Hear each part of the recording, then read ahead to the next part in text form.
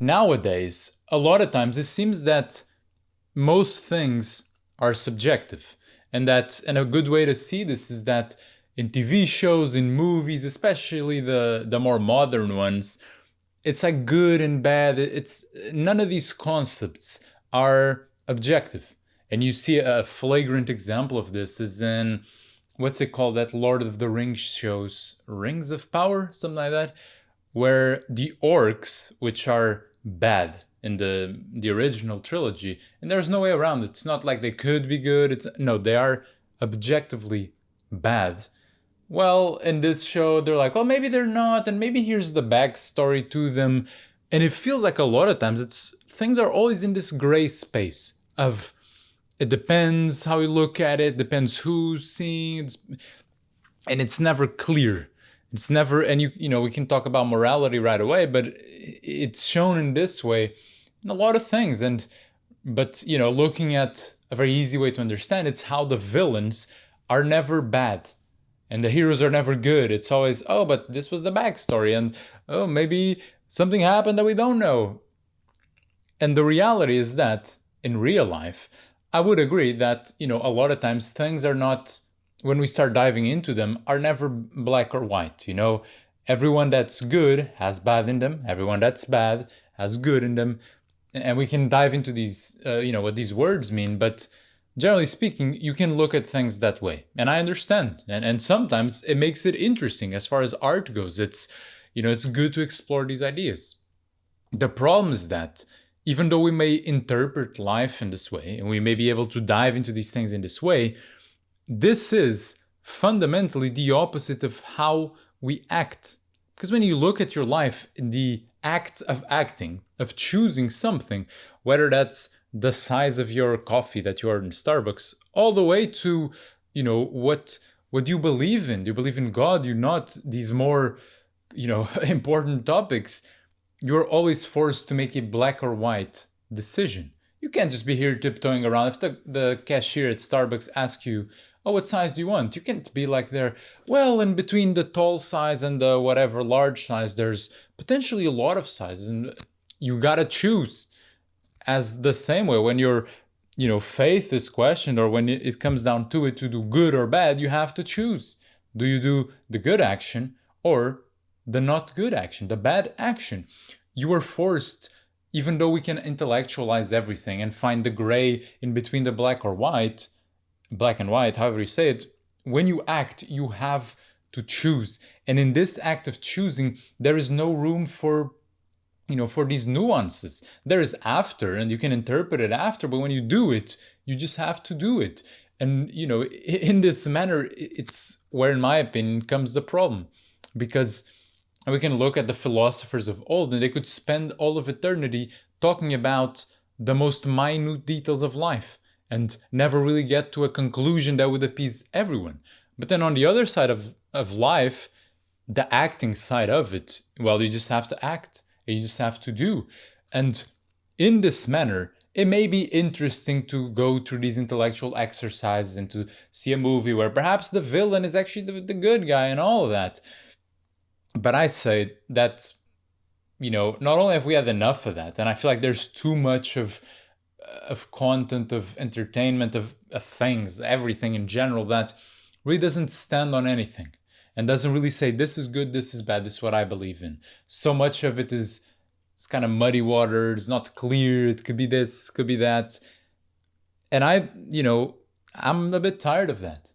Because when you live life, and when you are, the more you think about your life and the more you actually try to do something out of your life, you are called to put things very black and white, or black or white, however you say it, which is, what do you believe in? What do you stand for?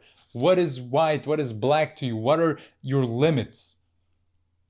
And I believe that the more one tries to improve his life, and by consequence everything around him, and that tries to live a good life, well, the more you're going to have to step away from the gray areas. And you're going to have to know, if this moment comes, what do I do?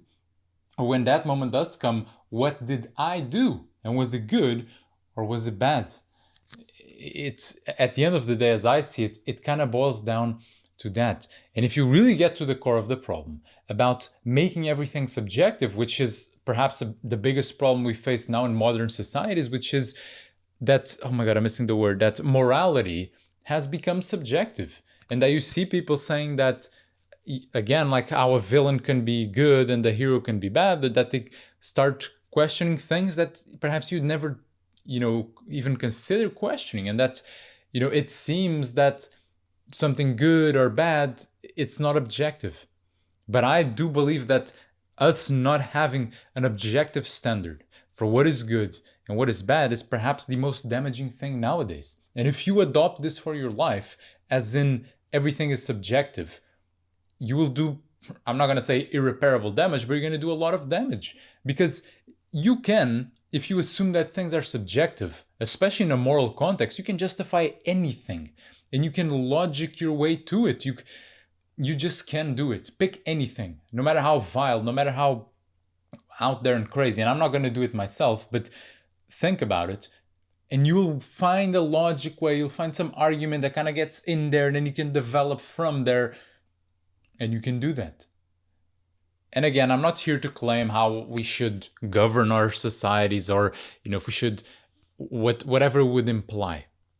And I'm also not going to dive here into the deeper side of things of, where does morality come from and how if something is to be created, well, whatever creates this thing stands outside of it. So, and then we'll dive into God and all of these things that I believe in, but that was not my point here with this video today. The point here is to recognize that we can yap all we want and we can overthink things all we want. But at the end of the day, we have to live in a very black or white type of way. And we have to make choices and we have to make decisions that are, that they leave no room to interpretation, because we are the ones that suffer the consequences of those decisions. And so what I urge all of us, and myself too, is to stop living in this gray area, to think that, it can all be good and it can all be bad, because it can't. And fundamentally, it can't. Because when we live our lives and we act and we suffer the consequences of our decisions, we know if they're good or bad.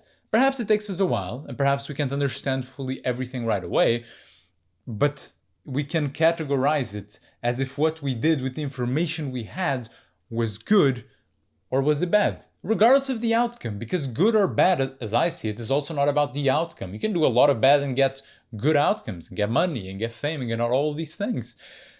It is not about that. And you know it, I know it, we all know it.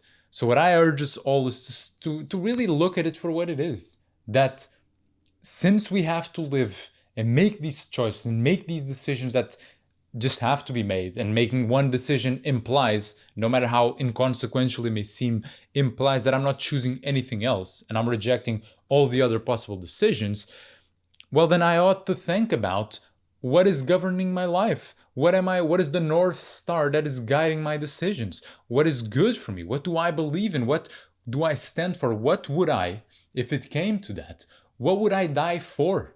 What is worth more than my life and just me preserving my life? We ought to all question those things, because, and I hope it doesn't come to that, but it might. And there's plenty of people all over the world in wars and conflicts and in much worse areas of the world than you and me are, that are having to make those decisions and are having to be like, well, do I renounce my faith or do I die right now? What would you choose if that was you? What would I choose? And so let's stop tiptoeing around these things. Let's stop thinking everything is subjective, because it is not. And life cannot be lived subjectively. So I think it is about time that we really start thinking about it a bit more objectively.